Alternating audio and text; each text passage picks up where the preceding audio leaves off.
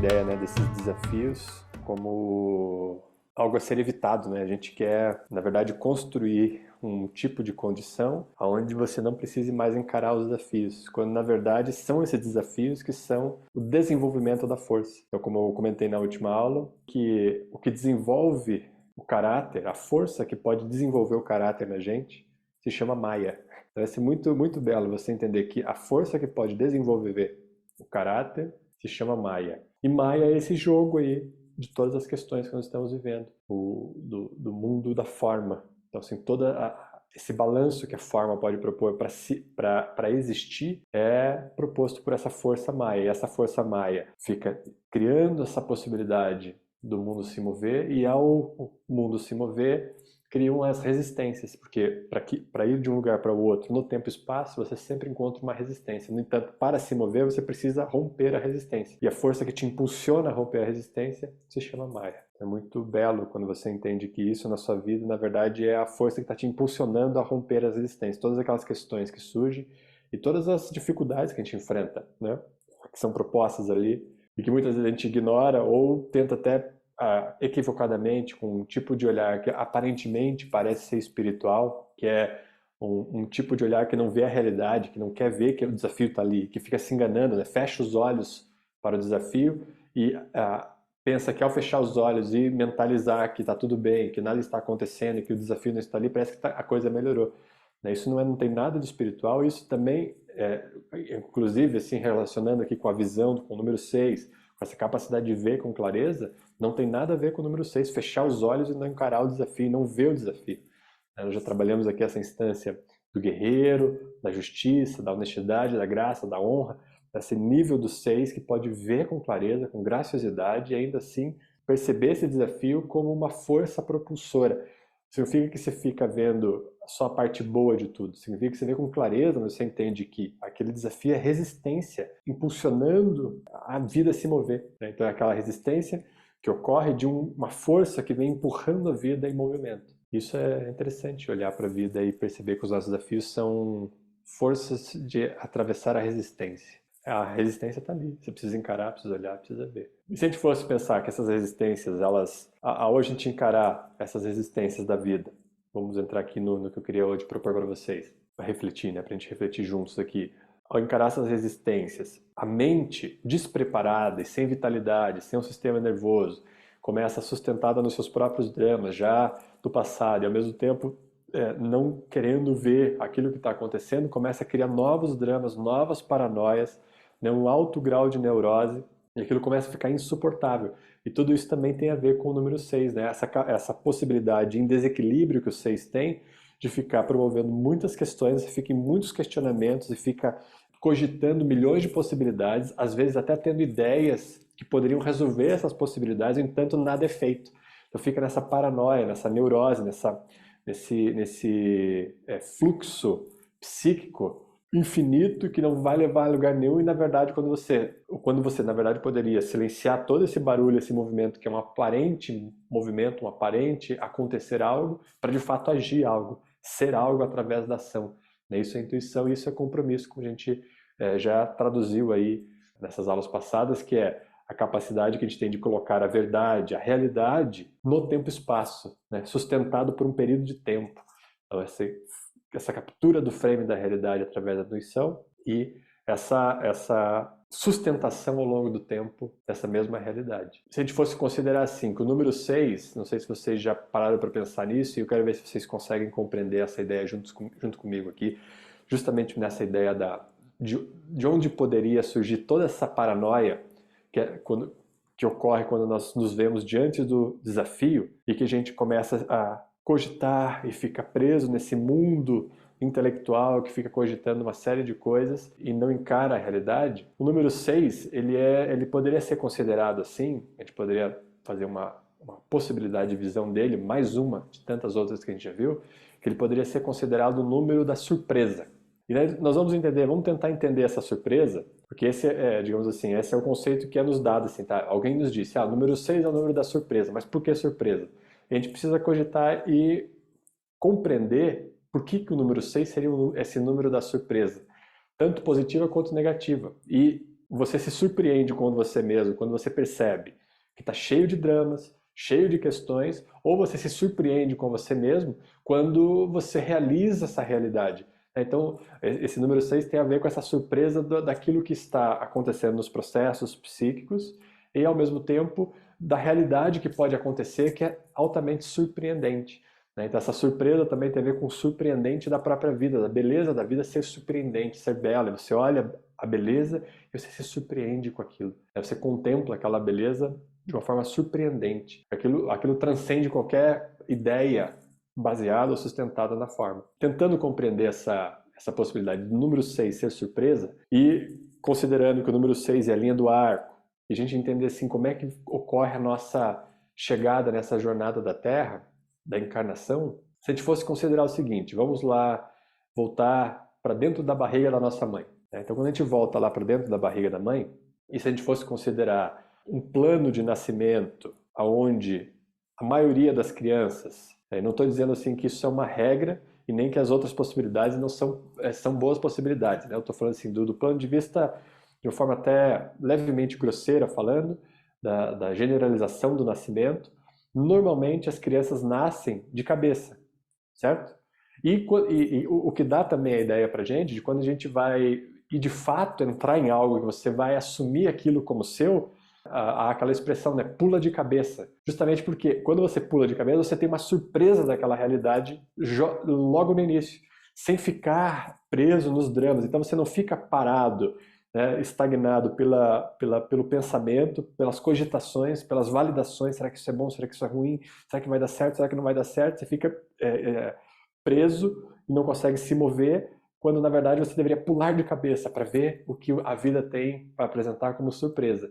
Só que a primeira surpresa que a gente tem na nossa jornada de encarnação é o nascimento. Então, simbolicamente, mesmo para quem não nasceu de cabeça, ou que nasceu virado de costas, ou que nasceu de cesárea, né? Isso poderia ter, e tem, né, muitas implicações ao longo da sua vida que poderiam ser avaliadas em cada caso pessoalmente. Vamos colocar assim, que uma criança nascendo, ela vem de cabeça para o mundo. E essa entrada de cabeça para o mundo já é muito surpreendente para a experiência humana. É a primeira vez que você, de fato, deixa de ser a sua mãe, por mais que ainda o bebê vai ficar alguns anos ali muito conectado com a mãe, sendo muito presente com a mãe.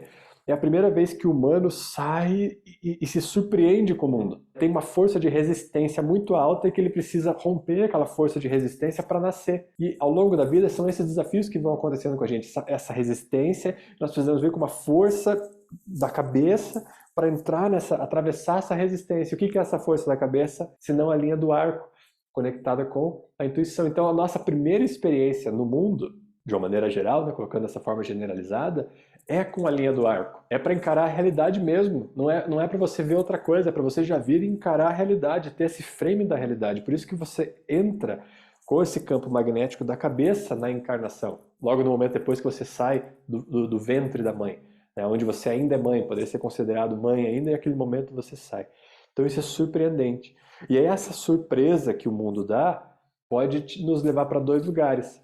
Ou para retração e o medo da surpresa, que também tem a ver com o número 6, ou para assumir essa realeza do número 6 e da realidade e ir em diante à realidade. Então, nós poderíamos dizer que ao longo da vida, aquele momento simbólico do nascimento pode definir a maneira como a gente vê todas as outras questões da nossa vida. Então você pode pensar aí na sua vida agora, se você, diante dos desafios, diante de coisas que você não esperava que acontecesse, qual é a sua primeira reação? A sua reação é se fechar diante do medo e não querer ver, ou começar a entrar numa crise de paranoia, e essa paranoia só se aumenta porque você não consegue mais conjecturar e considerar e encontrar a realidade no meio dessa tanta coisa, e tudo começa a ser uma possibilidade e você fica parado e não consegue se mover diante desse medo de tanta coisa que acontece. Seria esse nascimento que causou um trauma inicial. É sempre um trauma, mas esse trauma da estagnação, de você se retrair em vez de ir adiante, fazer uma ação, né, e se tornar ação. E ao longo da vida inteira você vai, se esse é o caso, né, lidar com essa questão. Toda vez que um desafio ocorre, você não consegue se colocar diante desse desafio, ou seja, entrar de cabeça naquele desafio. Entrar mesmo e colocar a sua realidade ali. Então essa surpresa foi negativa, foi aquela surpresa que causou um susto, né? E aí causa um susto e você se retrai. E é interessante a gente pensar nesse susto, porque a gente hoje vai experimentar um CRIA que vai trabalhar muito essa área aí do susto e desses sustos que a gente foi tomando ao longo da vida que foram nos tornando cada vez mais rígidos. Você toma o susto, essa surpresa te assusta e você se endurece todo para tentar sustentar algo, segurar algo aí, como se fosse possível segurar algo nessa rigidez. Então essa é uma possibilidade de a gente ir para a vida. Ou você vai para a vida e você descobre que, na verdade, há uma força interna muito poderosa capaz de encaminhar essa vida adiante. E aí o que acontece quando você descobre que há essa força que pode te encaminhar a vida adiante? Começa a surpreender a si mesmo. Então eu tenho certeza aí que todo mundo já teve momentos onde se surpreendeu com o susto, tá? e que travou, e que aquilo criou uma rigidez e você não conseguiu se soltar diante daquela rigidez.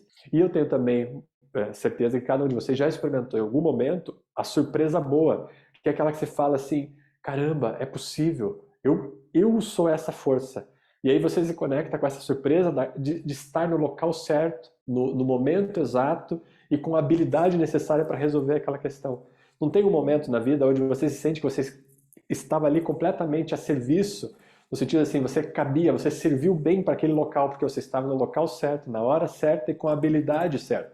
Isso é uma surpresa. É uma surpresa para a gente e para os outros. Então, mudando a perspectiva. Agora eu estava falando de você sentindo em você, que eu tenho certeza que vocês já sentiram algo assim em algum momento da vida. Nem que seja ali uma fagulha desse momento em que, pelo menos, você cogitou a possibilidade de aquilo acontecer. E aí você se assenta nesse lugar, nesse local. Mas agora pensa assim, quando você vê alguém e que você sente que essa pessoa está completamente usando a habilidade que ela tem a serviço e ela está completamente vivendo a plenitude das suas possibilidades, isso é surpreendente, não é? Justamente por quê? Porque aquela pessoa está vendo a realidade, ou seja, a intuição daquela pessoa funciona, e a intuição como captura daquilo que é real, ou seja, fora daquilo que não é, que são jogos da mente e que não tem nenhum paralelo com a vida real, né, que são só projeções ou uma projeção de medos futuros ou uma reformulação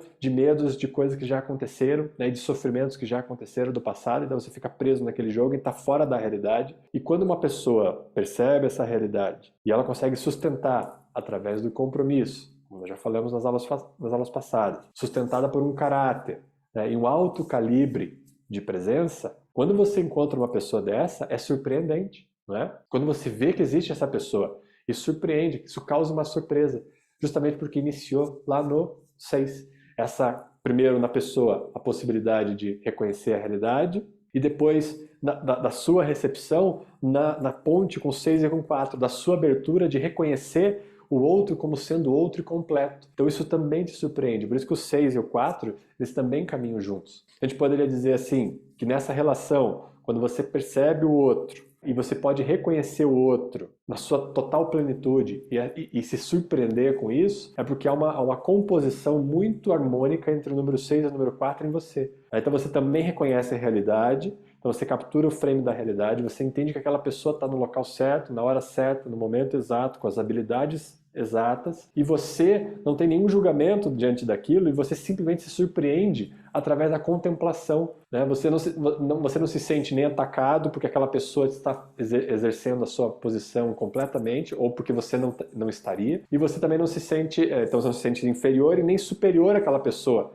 Porque você, quando reconhece que isso está ocorrendo, é simplesmente uma contemplação do belo. Então, é essa surpresa do surpreendente, da vida ser surpreendente. E é uma harmonia total entre esse número 6 e o número 4.